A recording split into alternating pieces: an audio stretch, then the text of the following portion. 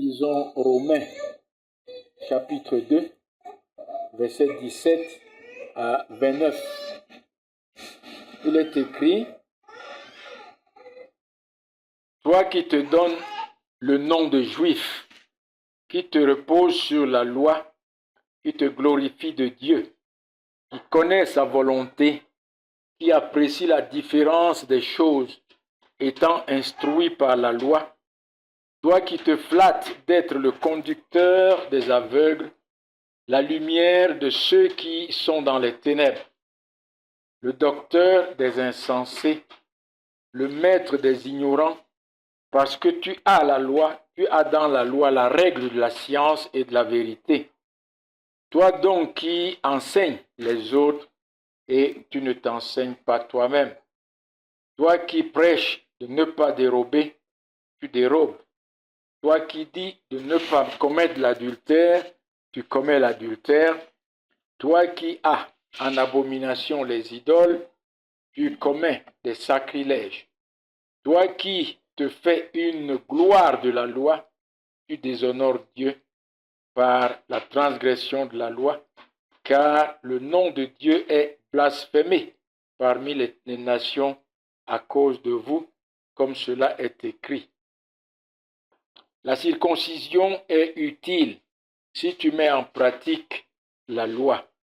Mais si tu la transgresses, la loi, si tu transgresses la loi, ta circoncision devient incirconcision. Si donc l'incirconcis observe les ordonnances de la loi, son incirconcision ne sera-t-elle pas tenue pour circoncision? L'incirconcis de nature qui accomplit la loi ne te condamnera-t-il pas, toi qui la transgresses, tout en ayant la lettre de la loi et la circoncision? Le juif, ce n'est pas celui qui a les apparences, et la circoncision, ce n'est pas celle qui est ce n'est pas celle qui est visible dans la chair, mais le juif, c'est celui qui l'est intérieurement, et la circoncision, c'est celle du cœur, selon l'esprit, et non selon la lettre.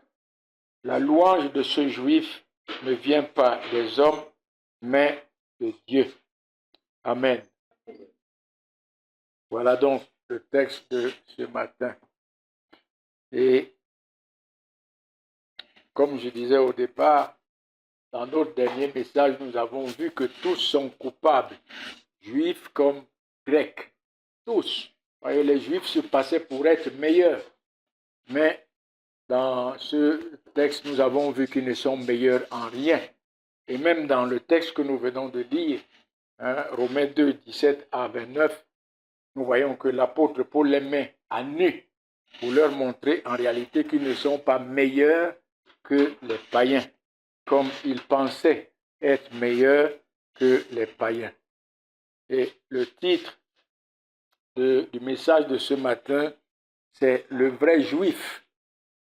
Le vrai juif. Comme nous avons lu dans notre texte, nous voyons que les juifs avaient beaucoup de privilèges et de grands privilèges. Ils avaient une relation spéciale avec Dieu. Ils avaient la révélation spéciale de Dieu dans les Écritures, dans la loi qu'il leur a donnée. Et ils se glorifiaient de ces privilèges. Mais ils ne les comprenaient pas et ils ne les vivaient pas. Ils se glorifiaient de ces privilèges, mais en réalité, ils étaient défaillants. Ils étaient défaillants dans la mise en pratique, dans le vécu de ces privilèges que Dieu leur avait donnés.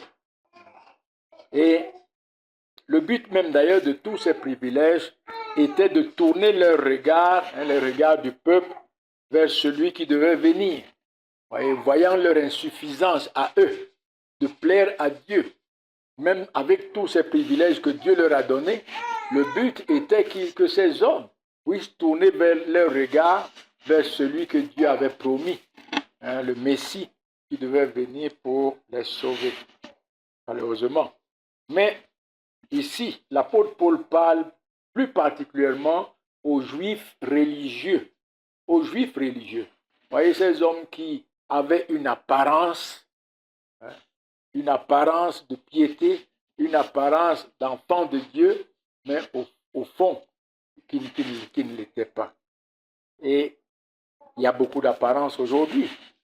Il se pourrait même parmi nous ici, il y ait beaucoup d'apparence et que la vérité ne soit pas. Et que Dieu nous aide dans sa grâce que cela ne soit pas. Que nous ne soyons pas de l'apparence, mais que nous soyons vrais. Dans les versets 19 et 20, revenons dans notre lecture. L'apôtre Paul donne quelques privilèges ici que les Juifs avaient devant Dieu, en fait, que Dieu leur avait donné parmi toutes les nations. Ce n'est pas que c'est Dieu qui leur avait donné ces privilèges parmi toutes les nations. Et l'apôtre Paul énumère les privilèges des Juifs dont il se glorifiait. Au verset 17, il dit, il dit, toi qui te donne le nom de Juif, qui te repose sur la loi et qui te glorifie de Dieu. Et premièrement, nous voyons que les Juifs étaient le peuple élu de Dieu. Oui, mes amis, dans sa grâce, Dieu avait fait des Juifs un peuple élu parmi tous les peuples sur la face de la nation, sur la face de la terre. Dieu, l'Éternel était leur Dieu et ils étaient le peuple de l'Éternel. Ils étaient le peuple de l'Éternel.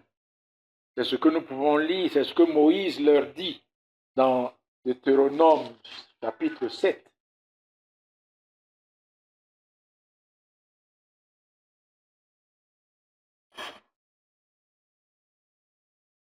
Où il leur dit à partir du verset 6, il dit, car tu es un peuple saint pour l'Éternel ton Dieu. L'Éternel ton Dieu t'a choisi pour que tu sois un peuple qui lui appartienne entre tous les peuples qui sont sur la face de la terre. Ce n'est point parce que vous surpassez en nombre tous les peuples que l'Éternel s'est attaché à vous et qu'il vous a choisi, car vous êtes le moindre de tous les peuples, mais parce que l'Éternel vous aime, parce qu'il a voulu tenir le serment qu'il a fait à vos pères. L'Éternel vous a fait sortir par sa main puissante, vous a délivré de la maison de servitude, de la main de Pharaon, roi d'Égypte. Sache donc que c'est l'Éternel ton Dieu qui est Dieu. Ce Dieu fidèle garde son alliance et sa miséricorde jusqu'à la 1000e génération envers ceux qui l'aiment et qui observent ses commandements. Mais il use directement de représailles envers ceux qui le haïssent et il les fait périr. Il ne diffère point envers celui qui le hait. Il use directement de représailles. Ainsi, observe les commandements, les lois et les ordonnances que je te prescris aujourd'hui et mets-les en pratique.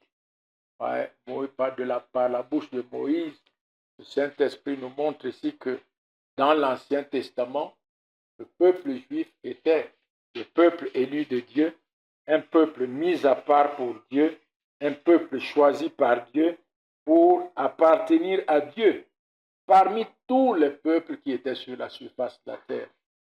Malheureusement, ce privilège, les Juifs ne le comprenaient pas, parce qu'ils ne comprenaient pas en réalité que ils ont été choisis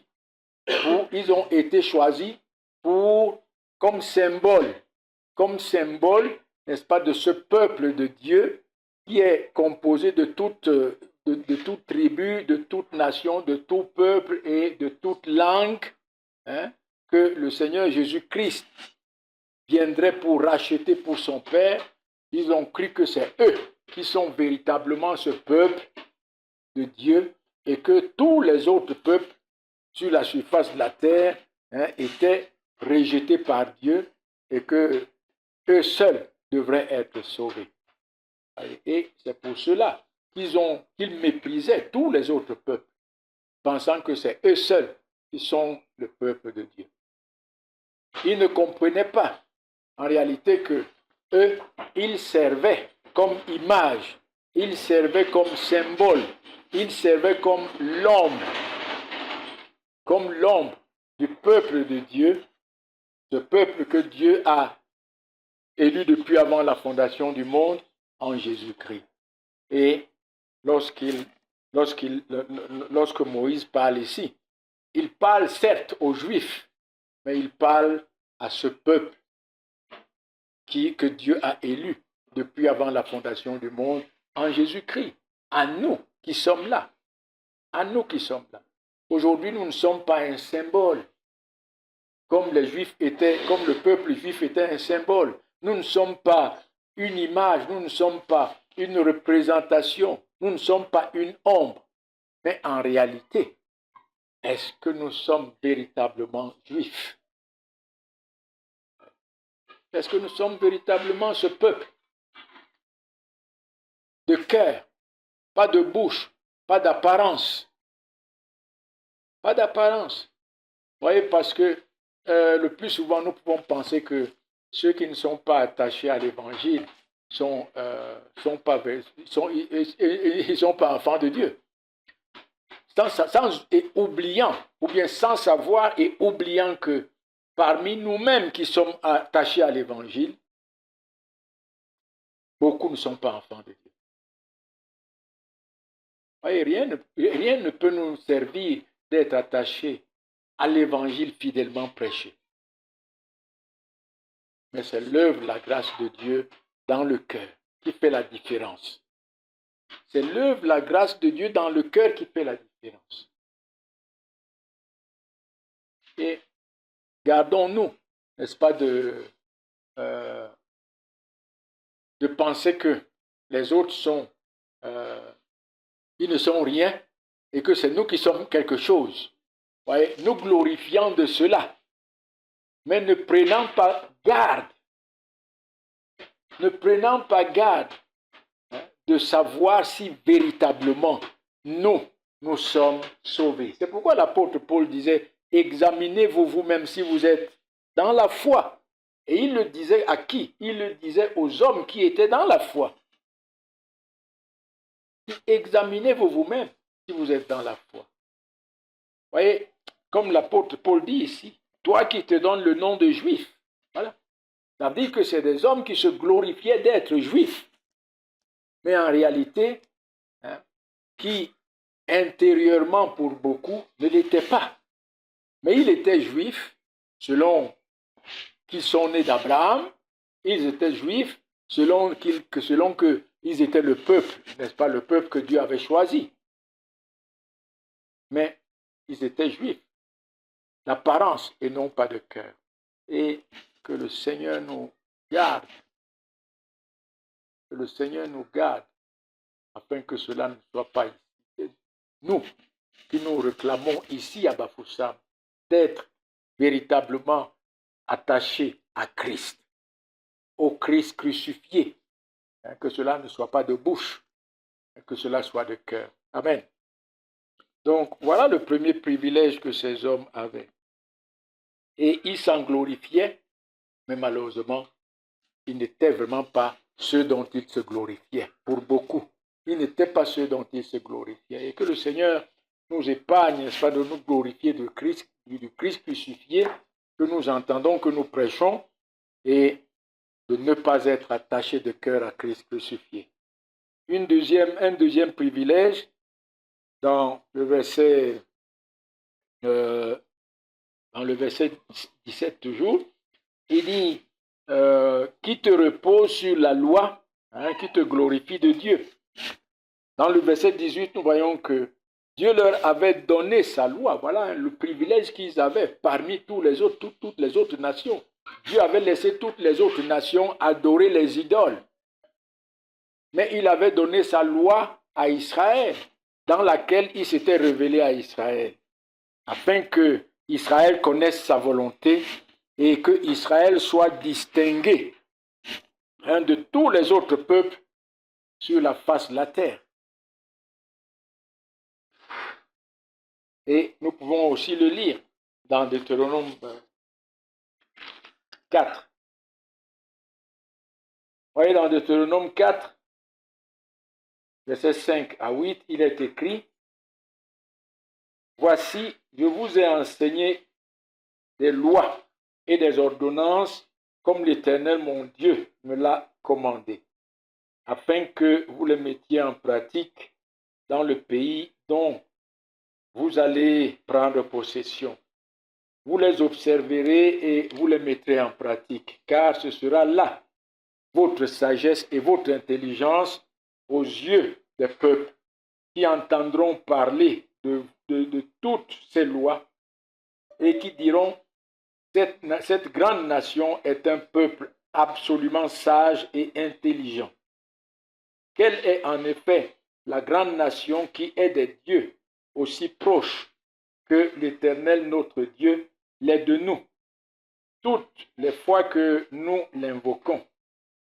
Et quelle est la grande nation qui est des lois et des ordonnances justes, comme toute cette loi que je vous présente aujourd'hui? Et donc, Dieu leur a donné la loi afin qu'ils connaissent sa volonté et qu'ils brillent par la mise en pratique de cette loi parmi les peuples, et pour qu'ils soient distingués parmi les autres peuples comme étant le peuple du Dieu vivant, le peuple que Dieu a racheté de l'Égypte. Oui. Il se glorifiait de cela, mais malheureusement, lorsque nous revenons ici dans le même passage, verset 23, il dit: toi qui fais une gloire de la loi, tu déshonores Dieu par la transgression de la loi, car le nom de Dieu est blasphémé parmi les païens à cause de vous, comme cela est écrit. Vous voyez que ces hommes avaient la loi, mais ils transgressaient la loi, ils ne la mettaient pas en pratique. Pourtant, ils s'en glorifiaient chaque jour. Ils s'en glorifiaient chaque jour. Et cela nous ramène toujours à nous-mêmes ici. Nous avons l'évangile de Christ. Nous avons Christ, nous avons l'évangile. Et cet évangile qui doit véritablement nous distinguer de tous les autres. De tous les autres. Parce que la proclamation de Christ crucifié est un message distinct. Distinct des autres messages qui se prêchent là-dehors. Distinct de ces faux évangiles qui sont là-dehors. Mais en réalité, est-ce que nous-mêmes, nous sommes conformes à cet évangile?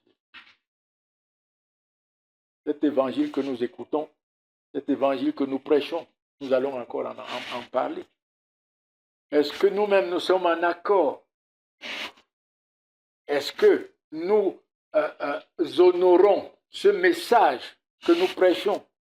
Est-ce que nous honorons ce Dieu, ce Christ dont nous nous glorifions? Vous voyez, c'est là la question à répondre.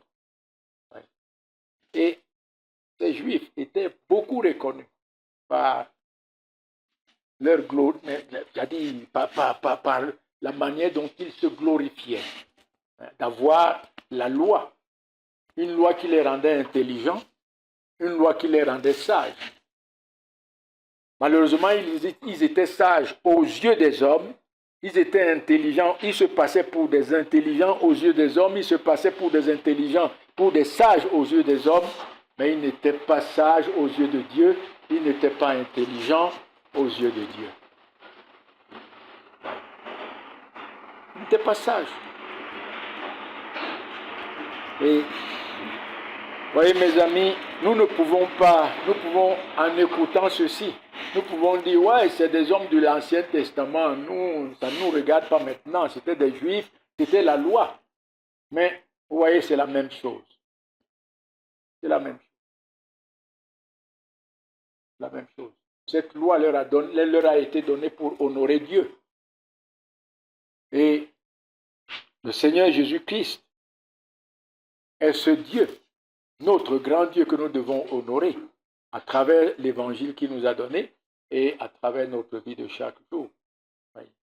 Et il faut que nous soyons conformes à l'évangile que nous prêchons. Versets 19 et 20, comme nous voyons ici, il est écrit, « Toi qui te flattes d'être le conducteur des aveugles, la lumière de ceux qui sont dans les ténèbres, le docteur des insensés, le maître des ignorants, parce que tu as dans la loi la règle de la science et de la vérité. » Parce que tu as dans la loi la règle de la science et de la vérité. Et nous comprenons par là que, n'est-ce pas, par la connaissance de la volonté de Dieu, dans la loi, Dieu a voulu que les Juifs soient en réalité une lumière pour les autres peuples païens, hein, qui leur enseigne les voies de Dieu et qui les guide vers Dieu.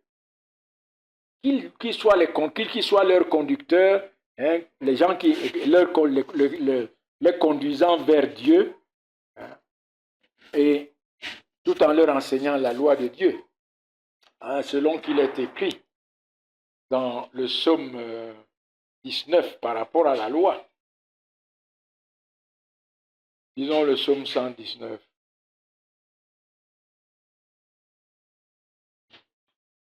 Non, le psaume 19, s'il vous plaît. Voyez ce que le psaume 19 dit de la loi.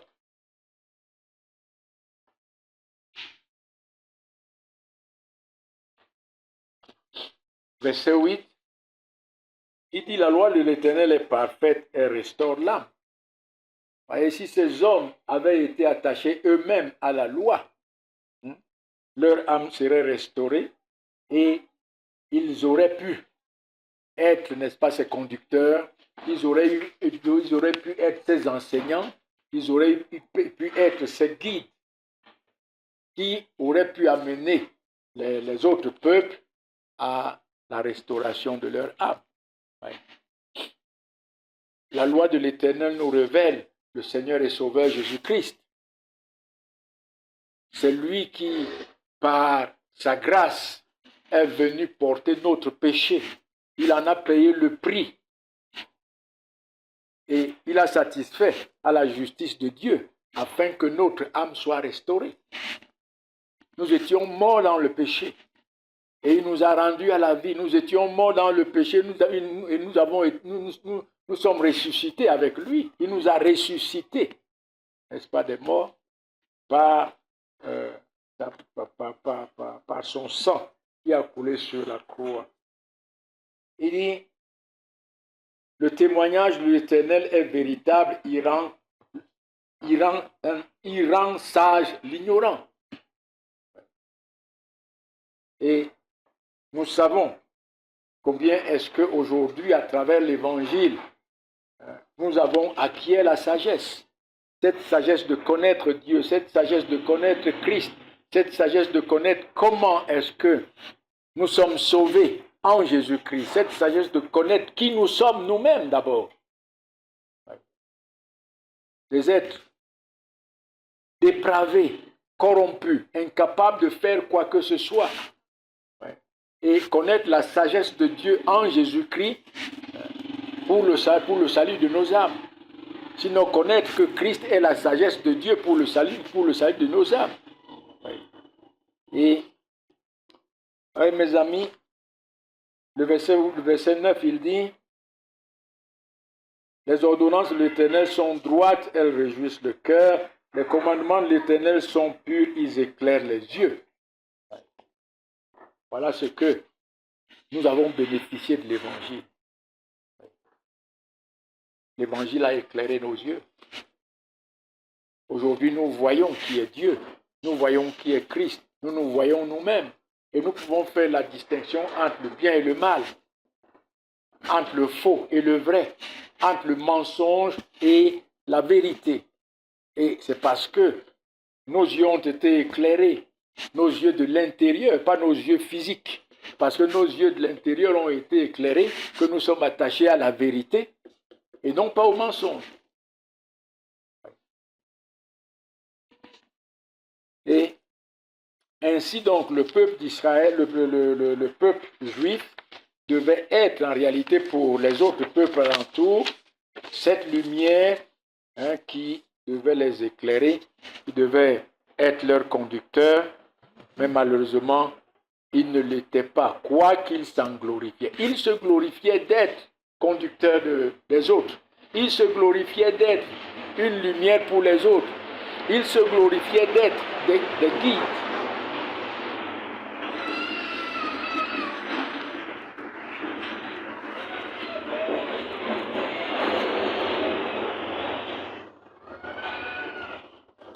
Il se glorifiait d'être guide pour les autres, mais il ne l'était pas du tout.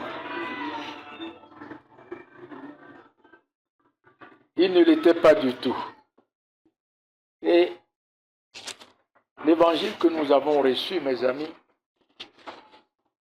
nous assigne le même rôle. Nous qui avons reçu l'évangile, nous devons être une lumière pour les autres. Nous devons être le conducteur de ceux qui ne connaissent pas Christ. Les conduire à Christ, pas les conduire à nous-mêmes. Nous devons être une lumière qui les conduit à Christ, une lumière qui les guide vers Christ, afin qu'ils reçoivent la vie éternelle. Et c'est pour cela que dans les versets 21 à 22, n'est-ce pas, l'apôtre Paul dénonce l'hypocrisie de ces hommes. Il dit premièrement, au verset 21, il dit, toi donc qui enseignes les autres, et tu ne t'enseignes pas toi-même, toi qui prêches et de ne pas dérober, tu dérobes. Toi qui dis de ne pas commettre l'adultère, tu commets l'adultère. Toi qui as en abomination les idoles et tu commets le sacrilège. L'apôtre Paul met leur hypocrisie à la lumière. Ces hommes enseignaient les autres, mais ils ne s'enseignaient pas eux-mêmes. Ils ne s'appliquaient pas eux-mêmes leurs propres enseignements aux autres. Ils ne vivaient pas en accord avec ce qu'ils proclamaient, ils ne vivaient pas en accord avec ce qu'ils prêchaient. Eux-mêmes transgressaient ce qu'ils prêchaient. Oh, que c'est dangereux. Voyez. Que Dieu nous en garde. Que c'est dangereux et inutile même, en réalité, de prêcher et d'enseigner si nous-mêmes nous ne vivons pas ce que nous prêchons, si nous-mêmes nous ne vivons pas ce que nous enseignons. C'est dangereux. C'est inutile même d'ailleurs. Et voyez, dans les versets 23 et 24, l'apôtre montre les conséquences, sinon les résultats de cet enseignement sans application, de ces prédications, n'est-ce pas, qui ne sont pas accompagnées du vécu de ce qu'on enseigne soi-même. Il dit, verset 20, il dit, verset 23, toi qui te fais une gloire de la loi, tu déshonores Dieu et par la transgression de la loi, car le nom de Dieu est blasphémé parmi les païens à cause de vous, comme il est écrit. Bon, nous voyons là, n'est-ce pas, ces résultats négatifs, ces conséquences, les conséquences de l'hypocrisie des Juifs. L'enseignement ou la prédication de la parole qui n'est pas accompagnée du vécu de ce que nous prêchons aux autres, du vécu de ce que nous enseignons aux autres est sans vie. Est sans vie. Premièrement, est sans vie. Et deuxièmement, cela déshonore Dieu aux yeux des autres. Et cela blasphème le saint nom de Dieu. En fait, pousse les autres à blasphémer le saint nom de Dieu, à mépriser le saint nom de Dieu et à rejeter Dieu. Et à rejeter Dieu.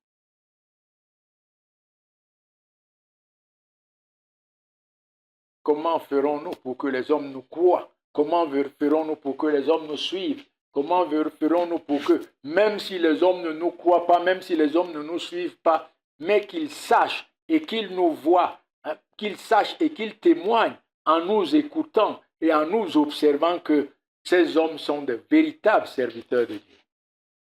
Ce n'est qu'en vivant ce que nous prêchons.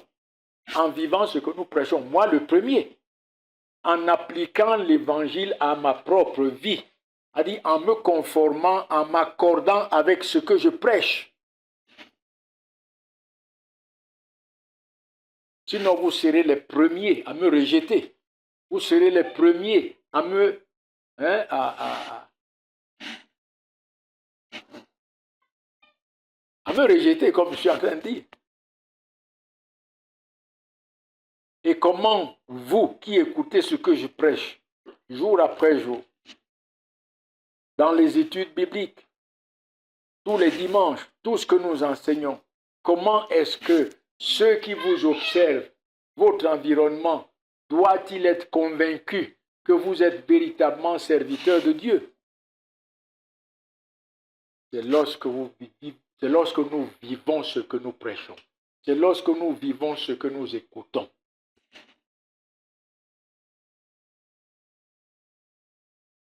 Voyez mes amis, notre vie doit faire corps avec le message de l'évangile. Ce Christ crucifié que nous prêchons. Nous disons que nous avons été justifiés par son sang. Justifié veut dire être rendu juste, innocent, sans tache. Et cela a des conséquences, sinon cela a des fruits, des résultats. Celui qui a été justifié marche comme un justifié. Il marche comme un homme justifié. Il vit comme un homme justifié. Et que Dieu nous donne vraiment sa grâce. Et parfois nous pouvons perdre de vue ces choses, nous écarter par la chair, mais que Dieu nous ramène à ce que nous comprenons que l'évangile que nous prêchons et que nous recevons doit faire corps avec notre vie. Ce n'est pas des choses qui se dissocient. On ne peut pas les dissocier. Si je dis que je suis chrétien, je dois vivre comme un chrétien. Dans Éphésiens, il dit « Autrefois vous étiez ténèbres ». Éphésiens chapitre 5.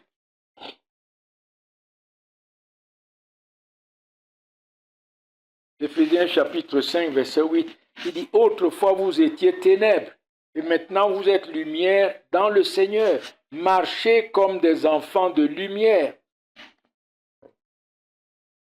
Car le fruit de la lumière, le fruit de la lumière consiste en toutes sortes de bonté, de justice, de vérité.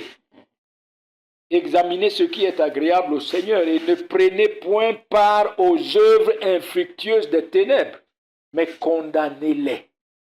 Condamnez-les. Condamnez. Vous voyez, ces Juifs, ils se glorifiaient d'être les conducteurs, les enseignants, mais eux-mêmes ne mettaient pas en pratique ce qu'ils enseignaient. Ils ne vivaient pas ce qu'ils enseignaient. Et ils ouvraient ainsi la porte à ceux qui les observaient, n'est-ce pas, à déshonorer Dieu, à blasphémer Dieu et à rejeter Dieu. Et mes amis, les hommes vont rejeter l'évangile que nous prêchons. Facilement, ils vont le rejeter. Ils vont mépriser Christ, ils vont rejeter l'évangile, ils vont rejeter Christ. Ils vont dire, votre Christ là, je ne le connais pas. C'est ça.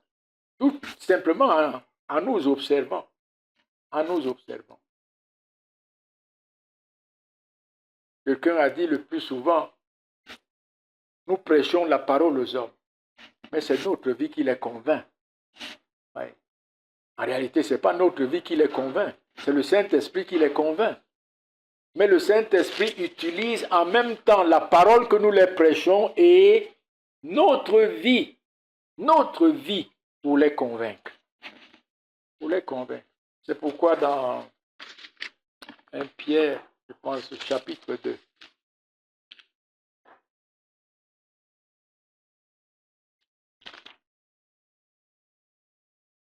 Pierre chapitre 2, il dit ceci, verset 11 à 12.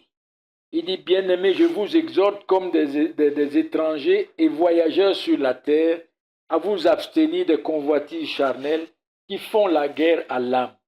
Ayez au milieu des païens une bonne conduite, afin que là même où on vous calomnie comme si vous étiez des malfaiteurs, ils remarquent vos bonnes œuvres et glorifient Dieu au jour où Dieu les visitera. Comment Dieu les visitera? C'est lorsque le Saint-Esprit les visitera. Dieu les visite par le Saint-Esprit, appliquant la parole que nous leur annonçons, et portant aussi leur regard sur nos vies. Et voyant que vraiment ce que ces hommes-là disent, ils le vivent. Et que le Seigneur nous donne sa grâce afin que nous ne passions pas outre. Et dans Ézéchiel, chapitre 26, voici ce que Ézéchiel disait bien avant du peuple juif. En fait, voici ce qu'il disait du peuple. Verset 36.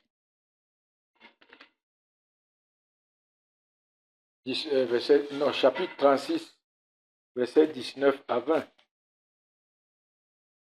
Il dit, je les ai dispersés parmi les nations et ils ont été disséminés en divers pays. Je les ai jugés selon leur conduite et selon leurs œuvres.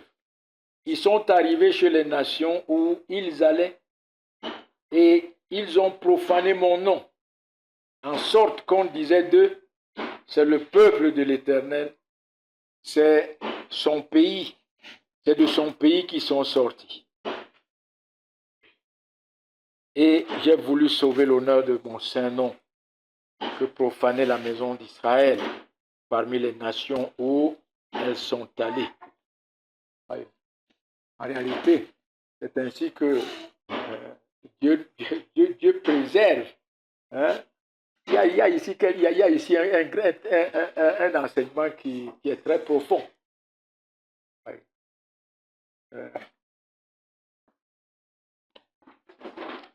Voyez, Dieu dans sa grâce nous protège et nous préserve. Le plus souvent, en réalité, nos cœurs sont dans la direction à profaner le nom de notre Dieu. Nos cœurs prennent la direction à profaner, à déshonorer notre Dieu. Mais par sa grâce, il dit, et j'ai voulu sauver l'honneur de mon saint nom. Par sa grâce, le Seigneur nous préserve. Par sa grâce, le Seigneur nous protège. Et nous ramène à lui, afin que son saint nom ne soit pas profané. Une dernière chose que nous voyons dans notre texte, versets 25 à 29, c'est encore un autre privilège dont les Juifs se glorifiaient, c'est la circoncision. Vous voyez, les Juifs se glorifiaient et s'appuyaient sur la circoncision, pensant que la circoncision les sauverait. Pensant que la circoncision pouvait les sauver. L'apôtre Paul lui-même, dans Philippiens chapitre 3, lorsqu'il dit que il était mieux placé pour se glorifier dans la chair. Il dit au verset 4, verset 3, Philippiens, il dit, moi aussi cependant, j'aurais sujet de mettre ma confiance en la chair. Si quelqu'un croit pouvoir se confier en la chair, je le prie bien davantage. Moi, circoncis le 8e jour, de la race d'Israël, de la tribu de Benjamin, hébreu, né d'hébreu, pharisien, quant à la loi, quant aux ailes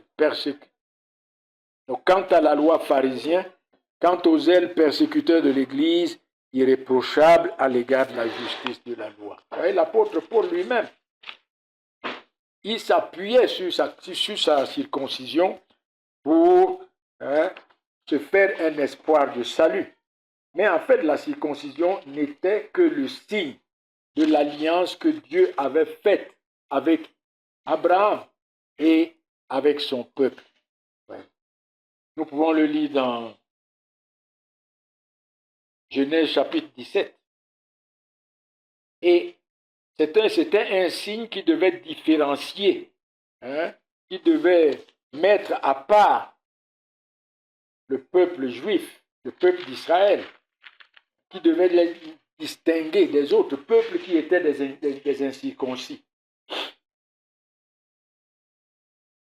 Dans Genèse chapitre 17, verset 9, Dieu dit à Abraham, tu garderas mon alliance, toi et tes descendants après toi, selon leur génération. C'est ici mon alliance que vous garderez entre moi et vous, et ta postérité après toi. Tout mâle parmi vous sera circoncis. Vous vous circoncirez et ce sera un signe d'alliance entre moi et vous. À l'âge de 8 jours, tout mâle parmi vous sera circoncis, selon vos générations, qu'il soit né dans la maison ou qu'il soit acquis à prix d'argent, de tous les fils, de tout fils d'étranger, sans appartenir à ta race. On devra circoncire celui qui est né dans la maison et celui qui est acquis à prix d'argent. Et mon alliance sera dans votre chair une alliance perpétuelle. Un mâle incirconcis qui n'aura pas été circoncis dans sa chair sera exterminé du milieu de son peuple. Il aura violé mon alliance. Vous voyez, la circoncision était ce signe de l'alliance pour distinguer le peuple d'Israël de tous les autres peuples qui étaient incirconcis. Et tous les autres peuples alentours qui étaient incirconcis. Mais aussi, n'est-ce pas, c'était un symbole de la circoncision du cœur par le Saint-Esprit, la régénération. Un symbole de la régénération de l'esprit. Et déjà dans Deutéronome, chapitre 30, Moïse promettait, Dieu promettait par la bouche de Moïse à son peuple qu'il circoncirait leur cœur.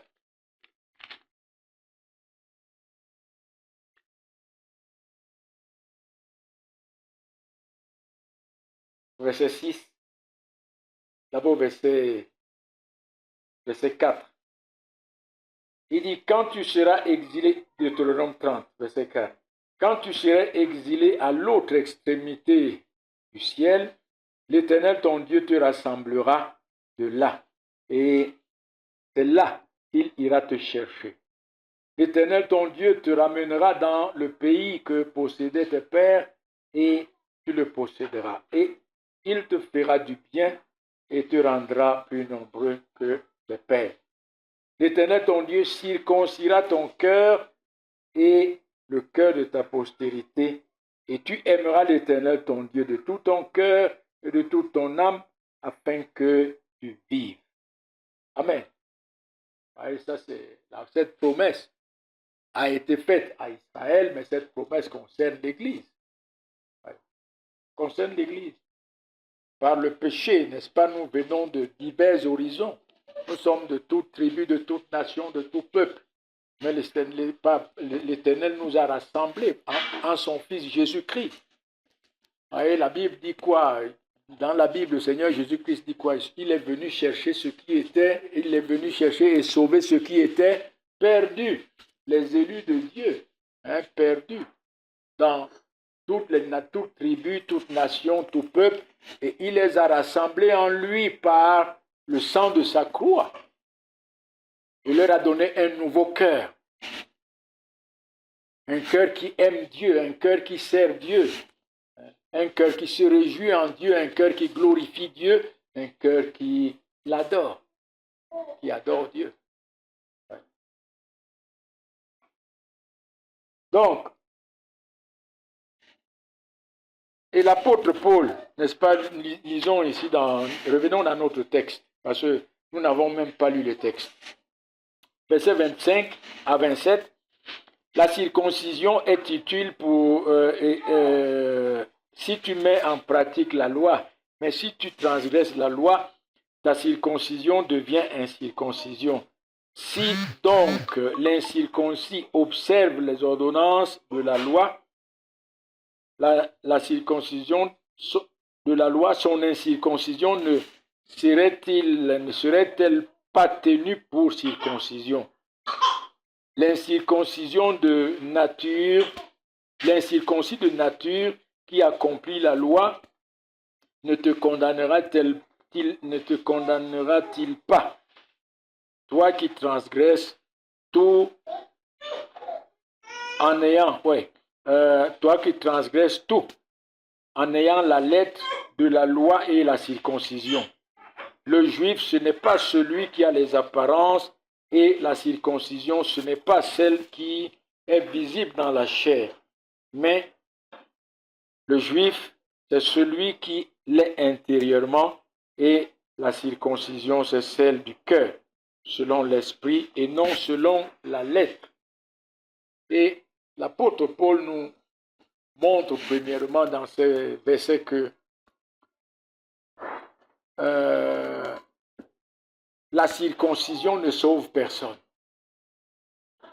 Ni l'incirconcis, ni le circoncis, la circoncision ne sauve personne. Mais ce qui sauve, c'est l'observation de la loi. Voilà ce qu'il dit ici.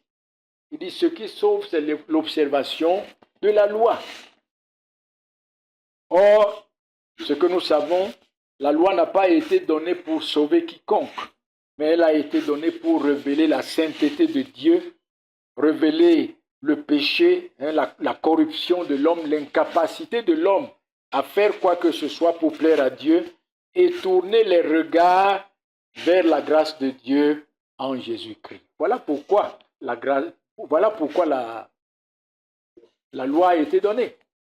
Et c'est pourquoi il dit au verset 29, mais le juif est celui qui l'est intérieurement, pas celui qui est circoncis dans la chair, mais intérieurement. Et comment? Par l'esprit. Par l'esprit. Par l'esprit. Vous voyez, mes amis, la loi a été donnée pour que les hommes comprennent qui ils sont, pour les mettre face à un Dieu 3 fois saint et les mettre face à leur péché et l'incapacité totale de faire quoi que ce soit pour plaire à ce Dieu et tourner leur regard vers celui seul qui a tout fait pour sauver les pécheurs, qui a payé le prix. Celui seul qui est agréable à Dieu, celui seul qui plaît à Dieu, celui seul qui a payé le prix pour sauver les hommes de leurs péchés.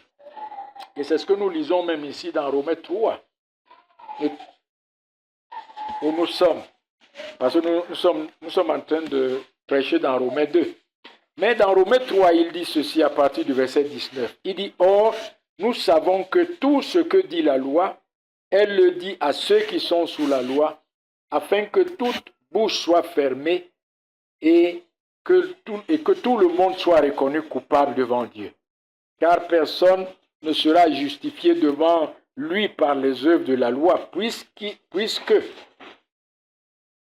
C'est par la loi que vient la connaissance du péché. Au fur et à mesure, nous voulons mettre la loi de Dieu en pratique. Au fur et à mesure, nous tombons. Et nous comprenons que nous ne pouvons pas du tout la mettre en pratique.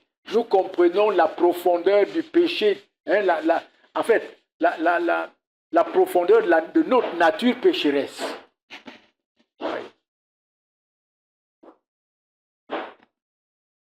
Et il dit au verset 21, mais maintenant sans la loi, ça veut dire sans l'obéissance à la loi, puisque nous ne pouvons pas y obéir, sans la mise en pratique de la loi, puisque nous ne pouvons pas la pratiquer, la mettre en pratique, est manifestée la justice de Dieu, à laquelle rendent témoignage la loi et les prophètes, est manifesté Christ.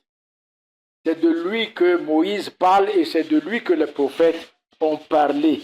Justice de Dieu par la foi en Jésus-Christ pour tous ceux qui croient, les Juifs comme les païens.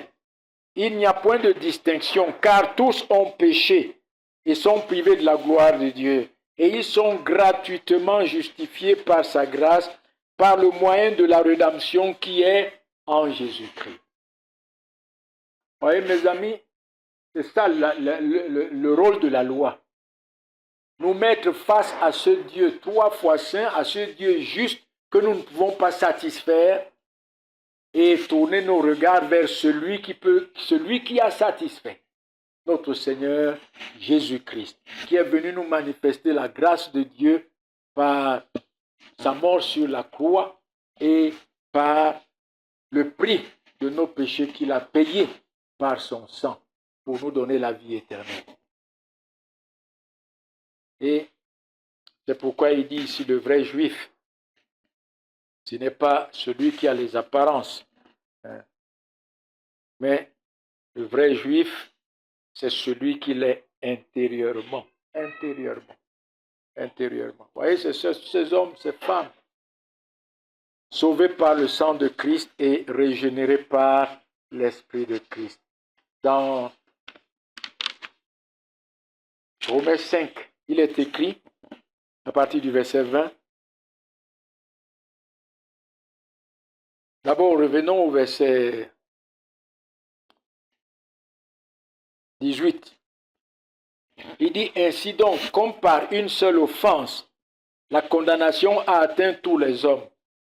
De même par un seul acte de justice, la justification qui donne la vie s'étend à tous les hommes.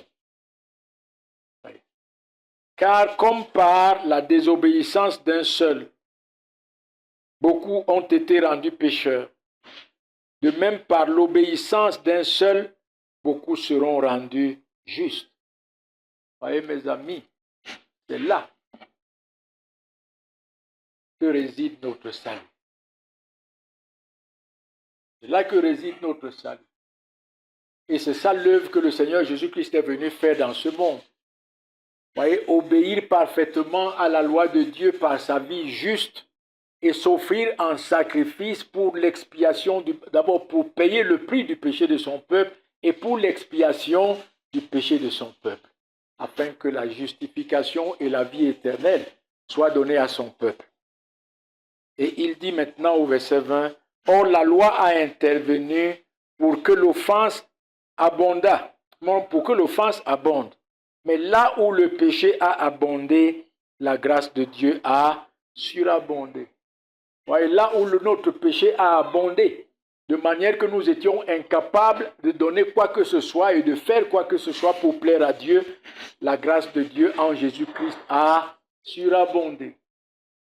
Il est venu comme notre représentant pour satisfaire Dieu, son Père, dans toutes les exigences de la justice de Dieu pour nous donner la vie éternelle. C'est pourquoi il dit, là où le péché a abondé, la grâce de Dieu a surabondé, afin que, comme le péché a régné par la mort, ainsi la grâce règne par la justice pour la vie éternelle par Jésus-Christ notre Seigneur. Vous voyez, le péché, le salaire du péché, c'est quoi? c'est la mort. Mais le don gratuit de Dieu, c'est la vie éternelle en Jésus-Christ. Et de la même manière dont le péché a régné par la mort, de la même manière, la grâce de Dieu règne par la justice de Christ. Par la justice de Christ qui nous donne la vie éternelle et qui nous sécurise pour l'héritage de la gloire éternelle qui nous est réservé là-haut.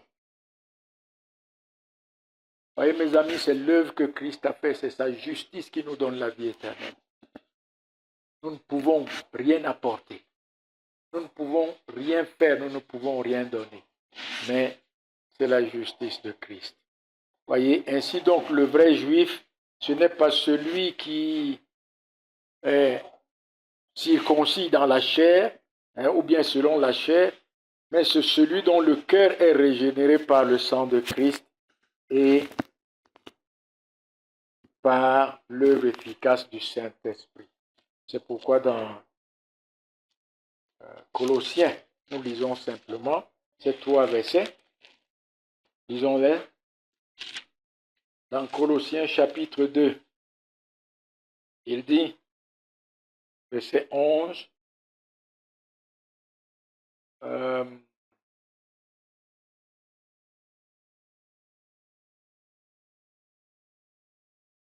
attendez, Colossiens, verset... Ouais, il dit, et c'est en lui que vous avez été circoncis. C'est ça, non? Que vous avez été circoncis d'une circoncision que la main n'a pas faite, mais la circoncision de Christ qui consiste dans le dépouillement, du corps de la chair, ayant été enseveli avec lui par le baptême, vous êtes aussi ressuscités en lui et avec lui par la foi et la puissance de Dieu qui l'a ressuscité des morts. Voyez, il dit que c'est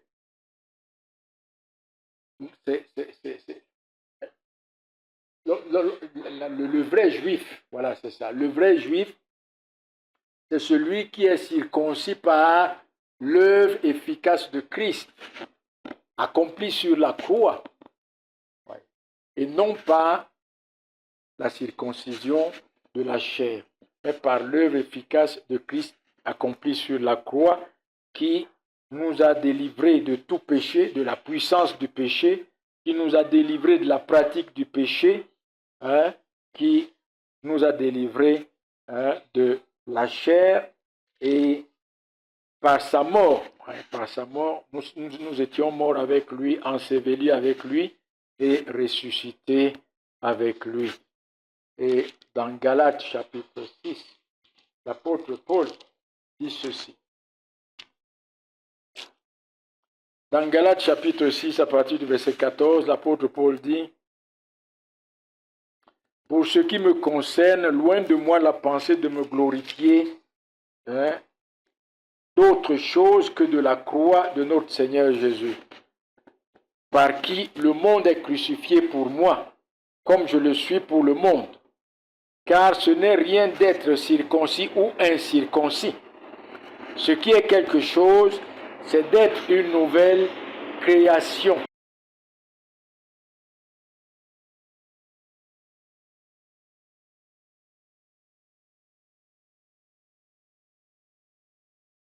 Ce qui est quelque chose, c'est d'être une nouvelle création. C'est-à-dire un homme régénéré, sauvé par le sang de Christ, régénéré par l'Esprit de Dieu, un homme renouvelé pour Dieu. Et dans Philippiens chapitre 3, l'apôtre Paul dit au verset 2 et 3, il dit, prenez garde aux chiens, prenez garde aux mauvais ouvriers, prenez garde aux faux circoncis. Voyez, à ces hommes qui nous prêchent autre chose que Christ crucifié, il dit, car les circoncis, c'est nous qui rendons notre culte à Dieu, qui rendons à Dieu notre culte par l'Esprit de Dieu, qui nous glorifions en Jésus-Christ et qui ne mettons point notre confiance en la chair. Amen. Voilà, ici, ces Juifs, ils mettaient leur confiance dans leur chair parce qu'ils étaient circoncis. Mais l'apôtre Paul dit non, ce n'est pas ça, mais c'est la circoncision du cœur. Racheté par le sang de Christ et régénéré par l'Esprit de Dieu. C'est là le vrai Juif. Voilà donc, chers amis, c'est un message qui nous amène à nous examiner nous-mêmes, comme nous l'avons commencé à le voir. Voyez, il y a beaucoup de choses extérieures dont nous pouvons nous glorifier, tout simplement parce que nous sommes attachés à Christ, parce que nous disons que nous sommes attachés à Christ. Et à cause de cela, nous pouvons nous glorifier de beaucoup de choses extérieures. Mais que Dieu nous en garde, parce que c'est l'œuvre, la grâce de Dieu dans notre cœur, l'œuvre, la grâce de Dieu dans notre cœur seul, qui doit être notre gloire. Amen. Et c'est pourquoi l'apôtre Paul dit, il ne peut se glorifier d'autre chose que de la croix de notre Seigneur et Sauveur Jésus-Christ. Ça veut dire quoi? De Christ qui est mort sur la croix pour ses péchés. De Christ qui est mort sur la croix pour satisfaire à la justice de Dieu. Glorifions-nous de Christ. Dieu bénisse sa parole. Amen.